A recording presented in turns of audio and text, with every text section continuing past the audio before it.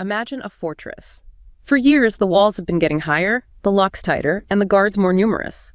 Inside that fortress is the H200, NVIDIA's crown jewel of AI chips. The world was told that under no circumstances would this technology ever cross the border into China.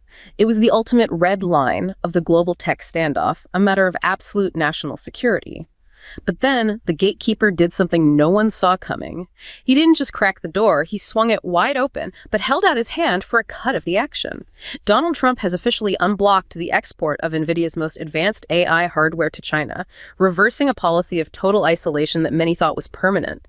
But this isn't a gesture of goodwill or a thawing of tensions, it's a high-stakes transaction. For every chip that leaves American soil, the government is now demanding a 25% national security tax. It's a jarring shift in logic. For a long time, the narrative was that these chips were too dangerous for China to possess at any price. Now, it seems they're perfectly safe to export as long as the U.S. Treasury gets its 25% commission. It feels less like a strategic defense policy and more like a high-tech protection racket. What's truly fascinating isn't just the reversal, but what it reveals about the pressure behind the scenes. Is this a move to protect the massive profits of American tech giants? Or is it a quiet admission that the absolute blockade was actually backfiring by forcing China to accelerate its own domestic breakthroughs? We're looking at the moment the chip war turned into a chip toll and why the ultimate cost of this pivot might be far higher than just the tax. That opening, it just perfectly captures the whiplash of this moment. Right. Yeah, because when you look at this pivot, going from a total national security denial to a policy of, conditional commerce. It's fundamentally jarring. It's almost a shocking reversal of the strategy that has defined U.S.-China tech relations for years now. It really is.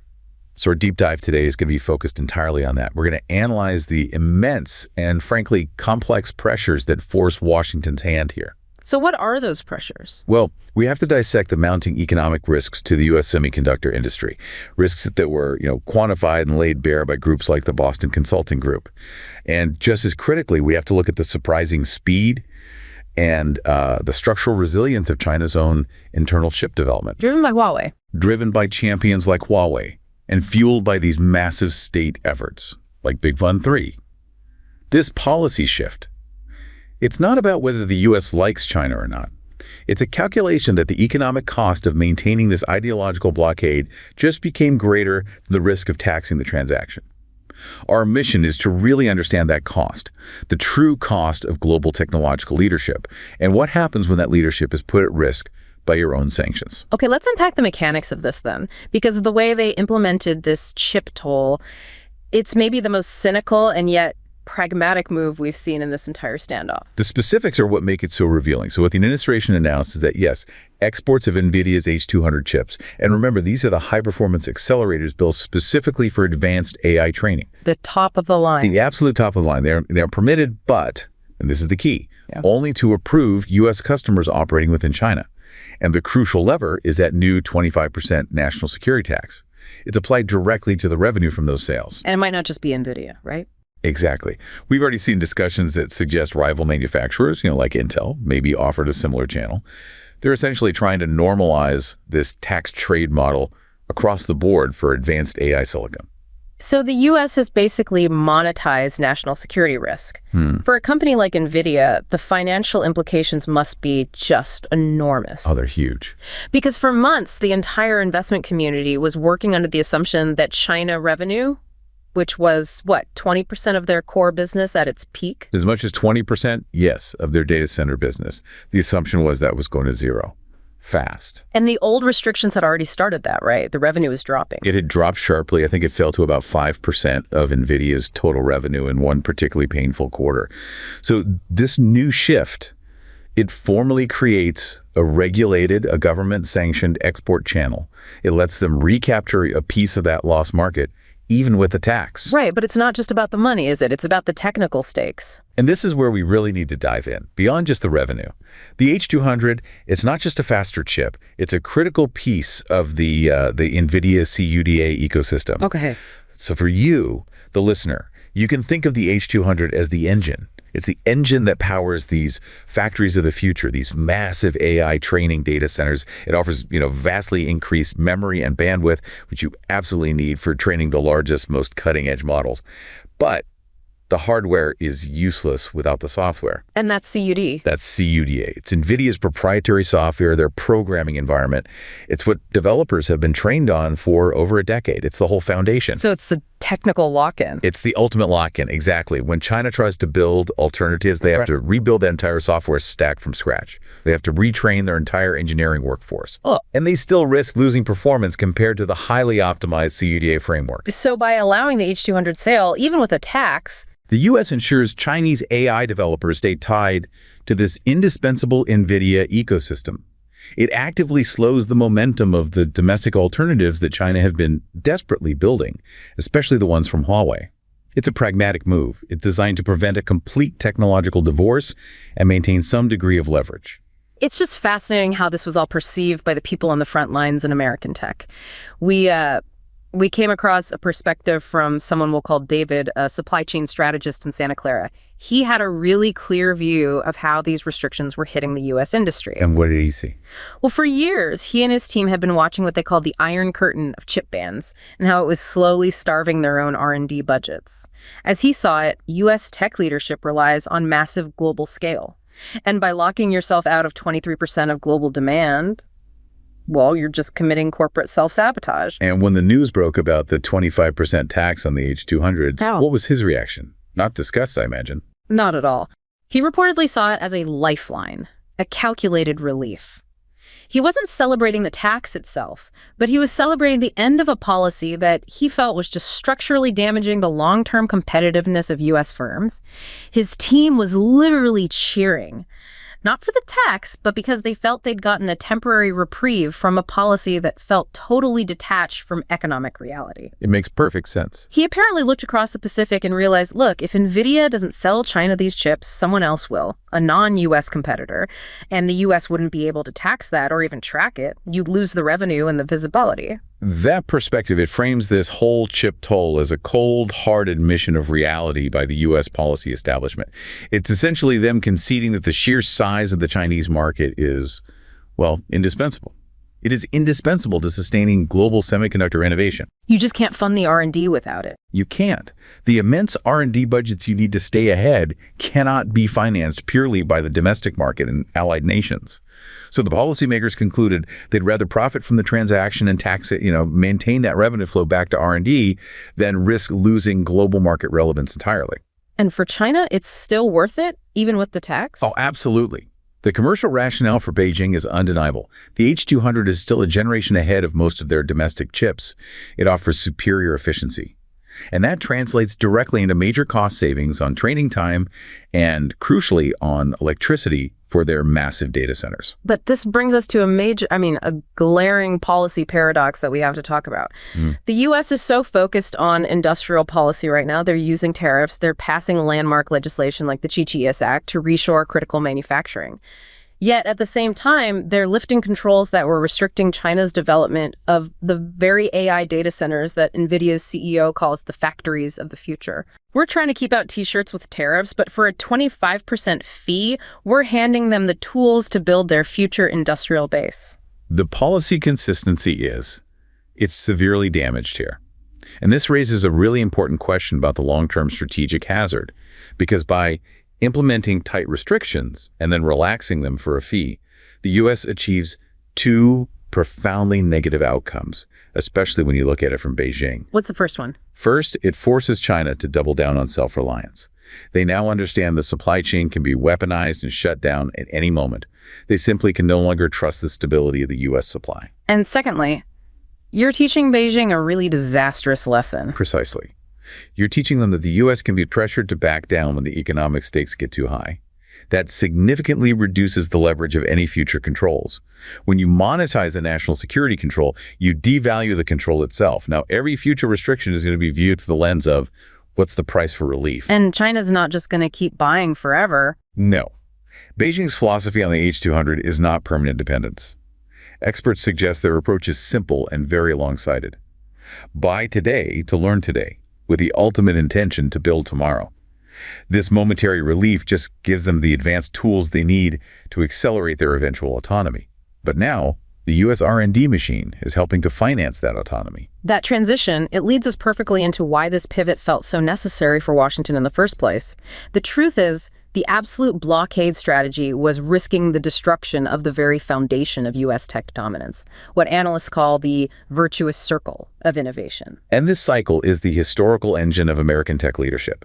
I mean, the U.S. has maintained this dominant global position, historically controlling 45, even 50% of the world's semiconductor market. That entire structure is built on a simple but monumental feedback loop. Okay, break that down for us. Massive global sales generate immense revenue. That revenue is then plowed back into R&D at colossal scales. That creates better technology, which in turn ensures more global sales, and that just perpetuates the lead. Let's put some numbers to that. It's like a Formula One team, right? Mm-hmm.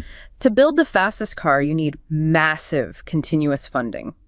U.S. semiconductor companies in 2018 alone invested a staggering $39 billion in R&D. $39 billion. Which was nearly double the combined R&D investment of the entire rest of the world. That technological gap is the core of U.S. power. But that funding level depends directly on market size. China accounts for about 23% of global semiconductor demand. A quarter of the market, basically. So if you suddenly unilaterally just wall off nearly a quarter of your customer base, you don't just lose revenue, you immediately starve the R&D budget that you need to keep that Formula One car ahead of the competition. And the data shows the immediate debilitating effect of that friction. As soon as the U.S.-China trade tensions ramped up, the median year-on-year revenue growth of top U.S. semiconductor companies just plummeted. It dropped from a healthy 10% down to about 1% shortly after.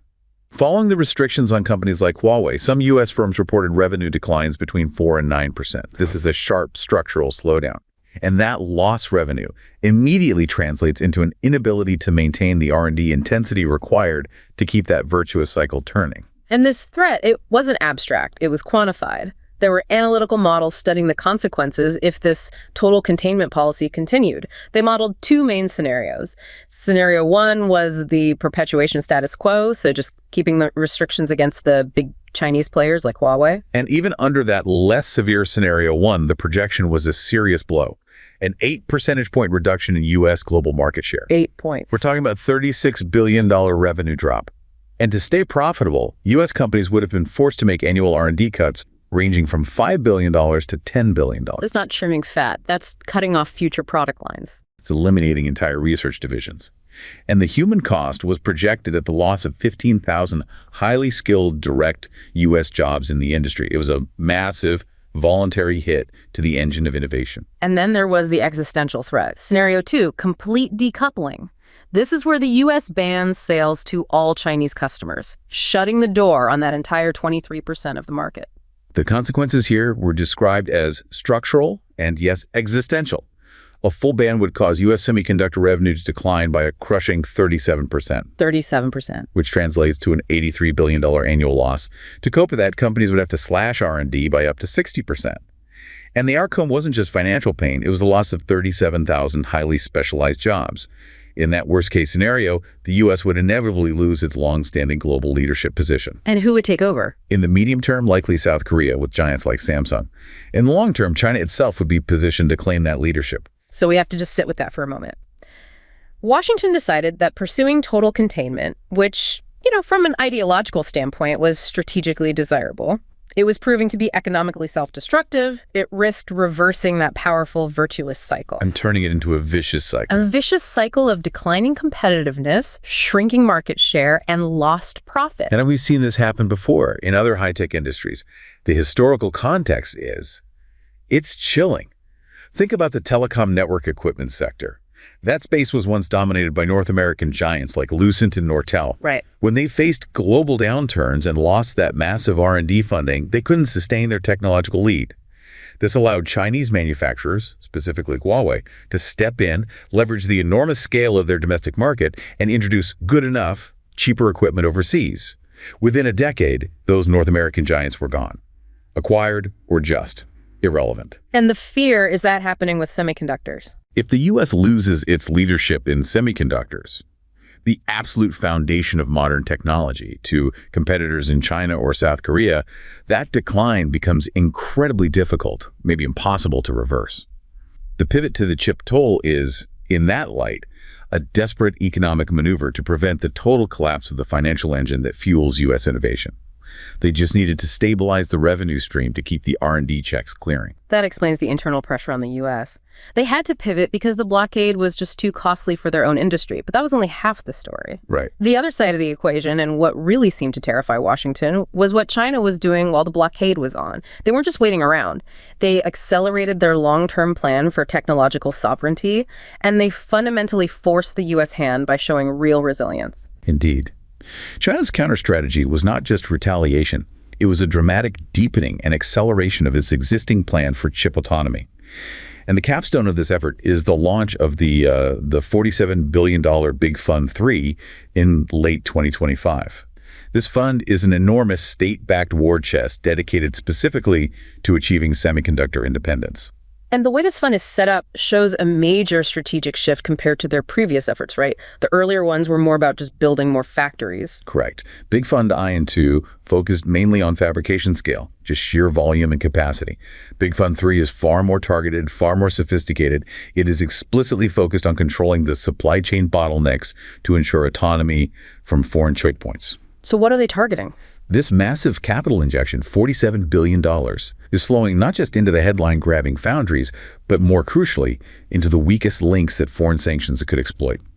Equipment makers, tooling firms, consumable suppliers. We're talking about specialty gases, advanced etching platforms, and most critically, lithography tools. This is a deep strategic bet on the durability of power. It's prioritizing the ability to manufacture without foreign permission. That's exactly it. The internal planning for Big Fund 3 is all about mapping every single production step where the U.S. and its allies hold a choke point so those points can be domestically replaced. They want to eliminate the foreign kill switch. So they're not trying to beat TSMC at the 2-nanometer level tomorrow. No, not tomorrow. They are trying to ensure that no foreign state can ever shut off their ability to manufacture chips at all, especially for their industrial and defense sectors. And the reason the U.S. had to acknowledge this with the new tax policy is because China was actually showing real concrete success. The blockade accelerated rather than stopped their development. It did. We came across a really insightful perspective from someone we'll call Li Wei, a young hardware architect in Shanghai, and his story just illustrates this perfectly. He shared how a few years ago, when the high-end GPUs suddenly vanished because of the restrictions, his team didn't just stop working. What did they do? They had to pivot dramatically. They rewrote their entire AI framework from scratch to run on domestic silicon, which at the time was much less optimized. He described the period as grueling, driven by this fierce, almost nationalistic stubbornness to prove that a blockade could only delay, not destroy, their industry. And this policy reversal, Yeah. it must have felt like a profound validation of that sacrifice. That's exactly what he said. Lagos Wei's team reportedly saw the news of the H200 tax-to-export model not as a concession from the U.S., but as the ultimate complement to their own success. Wow. Their belief was that the U.S. only changed course because China's domestic chips had advanced enough that the total ban was becoming counterproductive for U.S. companies, which, as we just discussed, is structurally true.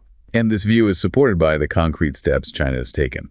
They have quietly moved forward with this massive integrated push, with Huawei emerging as the national team leader in semiconductors. Right. Reports suggest Huawei has gotten over $30 billion in government funding since 2021, and they've used these complex strategies, like using other companies' names to build fabs just to skirt sanctions. And the most dramatic public proof that this strategy worked was the Mate 60 Pro smartphone. That was a huge deal when it came out. It was.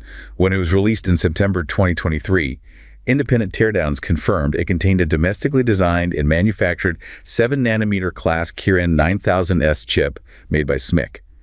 This proved that China had achieved success in integrating its domestic supply chain. They managed to create a high-performance chip using their own design arm, its silicon, with domestic components. It was a functional confirmation of their progress. And that's about more than just one smartphone chip. It proved they could do the complex integration needed for a high-end device, and it sent a clear message that the strictest U.S. controls were not a permanent barrier. And beyond the hardware, they're also making extremely strategic moves in core software to anticipate future restrictions. China is now actively championing RISC-V. Okay, hold on. For anyone who doesn't know, what exactly is RSCV? Why is that so crucial to Beijing's plan? Right, good question. So Think of it as the basic command language that software uses to speak to the hardware. It's called an instruction set architecture, or ISA. For decades, the world has been dominated by Intel's x86 for PCs and servers, and ARM for mobile devices. So why is RISC-V the key? Because ARM, even though it's a UK company, relies heavily on US intellectual property. Yeah. And crucially, it has to comply with US export controls. The US can flip a switch and deny China access to future ARM designs. RISC-V is open source. It's free from foreign IP control. By championing it, China is eliminating a massive potential choke point. So they're building an alternative. They are building an alternative operating system for their industrial civilization, one that's protected by its open source nature from foreign political intervention. The government has tasked giants like Alibaba and Tencent to develop RISC-V cores and build an entire independent ecosystem around it. It's an insurance policy. They're still using ARM where they can, but they're building this parallel architecture for a future where the foreign ones might just be off limits. But while we tend to focus on these spectacular breakthroughs, the 7-nanometer chips, the latest AI models analysts are warning us that the true strategic danger lies in a less glamorous area: the consolidation of legacy chips. Okay, the mature nodes. The mature nodes, chips that run between 28 and 90 nanometers. And this is where it gets really interesting for the long-term measure of national power, because most of our modern world does not run on these rarefied 2-nanometer chips. It runs on billions of these highly reliable mature node chips. Everything. Essential industrial control systems, automotive electronics, factory robots, missile guidance systems, power grids, basic medical devices. It all depends on these chips. While the West, driven by companies like Apple and NVIDIA, chased the cutting-edge prestige, China quietly built overwhelming scale in the middle ground, where sheer volume and industrial leverage truly reside. And the results of that focus are pretty stark. China's share of global mature node capacity has skyrocketed. It's gone from under 20% to more than 30% today, and it's still climbing because of massive subsidized investment. So if this trajectory holds, by 2030, China could become the de facto, unavoidable provider of these essential components globally. Now imagine the strategic coercion that becomes possible then. It wouldn't require spectacular moves like an invasion. It would only require quiet, subtle delays, unexplained allocation changes, or technical issues during a period of global stress. Like a pandemic or a regional conflict. Exactly. A severe heat wave straining power grids, a pandemic spiking medical device demand. When that happens, Beijing's production choices determine whose systems stay online and whose factory lines grind to a halt. If China controls 90% of the market for a critical legacy chip, say a power controller used in US defense systems, they don't need to ban it. They just need to introduce quality control delays or allocation shifts away from Western customers. And that functionally cripples your industrial output. That's the risk. The US and its allies focus so intensely on the H200 that they nearly starve their own ability to compete in this indispensable legacy chip space. The chip toll, while it solves an immediate R&D funding crisis, does nothing to address China's quiet, powerful consolidation of the base of the global semiconductor pyramid.